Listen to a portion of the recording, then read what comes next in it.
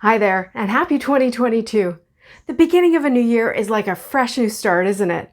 It's a great time to take stock of where we're at and maybe what we'd like to accomplish in the coming year. As part of that, I want to share with you the 10 crafty things I can't live without. Well, that's a bit dramatic, but you know what I mean.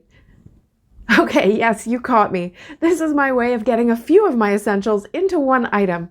Here I include my white cardstock. I use Hammermill 100-pound cardstock for my panels. It's smooth and really white, and it takes ink well whether I'm stamping or blending. It die cuts easily, and it's readily available at places like Walmart and Amazon. For card bases, I use Neenah 110-pound. I like a sturdy base, but I know many people use the same cardstock for both their panels and their bases, and that's just really personal preference. To create my card bases, I definitely like to use my Score Buddy and my Teflon bone folder. A scoreboard is optional, but I definitely recommend this Teflon bone folder. It is a bit of an investment, but it's still working years later, while the plastic bone folders that came with my Score Buddy seem to lose their tips after a little while. Black ink. Although I have an all-in-one black ink that works for all mediums, I find that I use that only for stamping images, however I'm planning on coloring them. But I still tend to use VersaFine Onyx for stamped sentiments. It's crisp and it's black, and it stays wet just long enough for me to heat emboss with clear embossing powder if I want some shine and dimension. Glue. I love these pink Tombow tape runners. Again, they're easy to find on Amazon or at Michael's, and the tape is made up of dots, which is very forgiving. If you put a panel or a die cut down and it's not quite right, you can lift it up easily for a little while and reposition it. After a while, it becomes permanent. And even then, if you have this Cricut spatula tool or something similar, it's still possible to correct your placement by sliding the very thin metal blade between the two panels slowly and with a lot of patience and working it through the glue layer until your panel's free. For liquid glue, I confess I can't tell the difference between most of the white glues out there. What I do like is a narrow tip that doesn't clog, and Barely Art Glue meets that requirement easily. This tip is fantastic for putting tiny dots of glue on intricate die cuts. I also had a lot of good luck with the Tonic Nouveau Deluxe glue. The tip wasn't as narrow, but I never had it clog in the few years that I used it. If you're making cards, you definitely need a trimmer so you can cut straight lines. There are lots of them out there, and when I started out, I had the type with a replaceable blade and also a guillotine.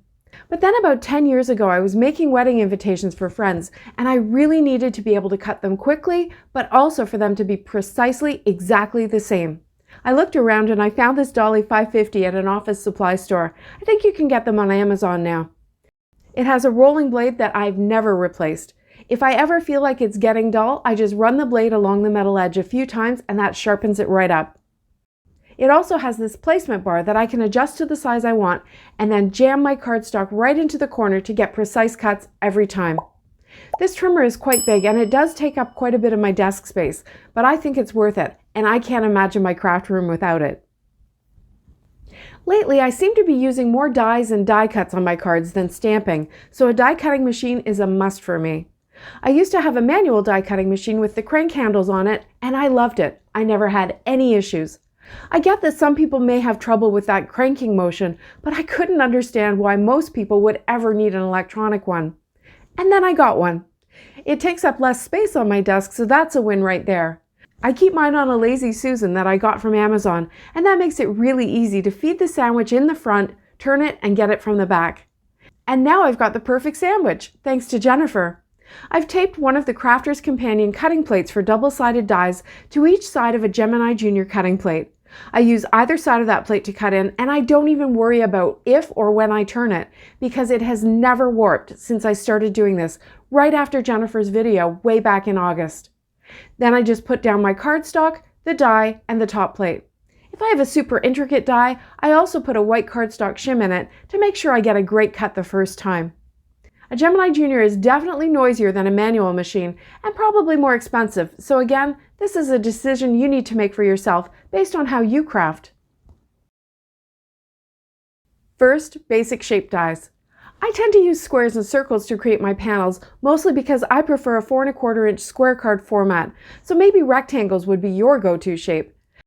Squares and rectangles can be cut with your trimmer, of course, but I do like the finished edge that you get with a die.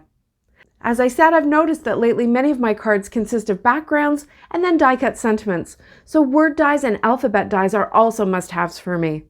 Basic words like happy, thanks, love, and joy are my favorites, but for more specific or less used words, alphabet dies give the ultimate flexibility. I've got a few different styles so I can choose what font works best with the rest of the card. To go along with my die-cut sentiments, I'm really loving some of the new specialty cardstocks out there, especially satin or matte gold and silver, along with the holographic.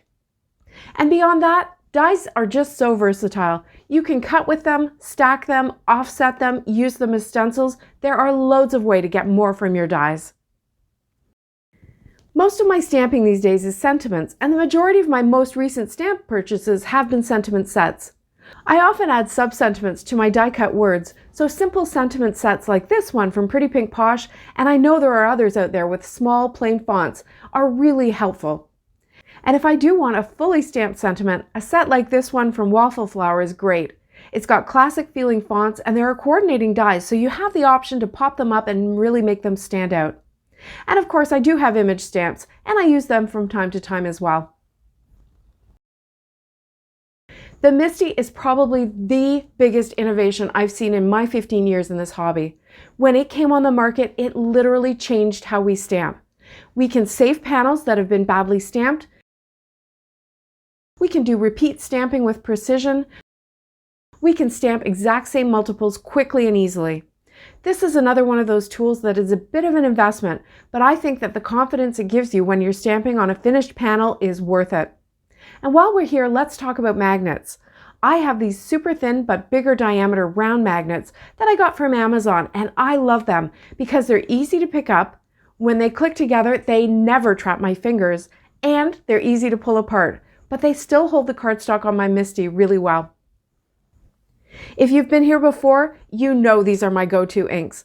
I have the full set in the full-size pads and also all of the available minis. I love the colors, and these inks are great for so many techniques. Stamping, blending, watercoloring, direct to paper. Plus, there are refills available so you can do all these techniques knowing that the next time you want to stamp with them, they'll be juicy and give you perfect first-time coverage. For blending tools, I've tried them all. Life-changing, Amazon, Tailored Expressions, and both flat and domed foam blenders. They all work really great, but now I've kind of settled on these small blending brushes from Altenew. I love that when I'm blending, my hand is right over the bristles so I can really control how light or heavy the ink is going on. And you can absolutely do that by holding the head of the brush with the handles, if that's what you prefer. These ones also take up less room when I store them, which I like. The other thing I love about blending brushes is that when I use them on stencils, they won't get damaged like foam pads can. Having said that, I do have foam finger daubers, and I use these quite a bit if I'm blending smaller areas, or small pieces of cardstock like die cuts, or even small areas in stencils like berries. Heat embossing is one of the first techniques we learn as card makers, and even after all these years, watching it melt is still magic. Like everything else, it's easier if you have the right tools for it, and my basics are my Wagner heat gun, my Wow embossing ink, and my foil-lined shoebox lid. Using this lid means that my fingers are not anywhere near the hot tip of the heat gun, and I think the foil reflects back the heat and reduces the warping. I came up with this hack over 10 years ago when I was trying to heat emboss on envelopes for some wedding invitations without burning them. I also think that some kind of a powder tool is critical to help keep stray powder specks to a minimum. My basic embossing powders include gold, silver, clear, and white. Now, I love sequins, pearls, and jewels as much as the next crafter, but when it comes down to it, my true must-haves for adding shine are my Avery Elle Shimmer Spray and Stardust Stickles. These two inexpensive products add beautiful sparkle and shimmer to your project without any dimension, and as a bonus, the shimmer spray can soften any harsh edges you have on a blended panel. Of course, I have other Craftroom products and tools that I love, but I know these are the first things I would replace if I ever needed to start over. Now, one thing I know for sure is that my list is going to be different than your list, so I'd love to hear what are the things you find essential in your craft room, and maybe any you think I've missed. Let me know in the comments below. And right here is a link to my playlist with all my craft room tours and crafty hacks, in case you're looking for even more craft room inspiration. Thanks so much for watching. See you next time!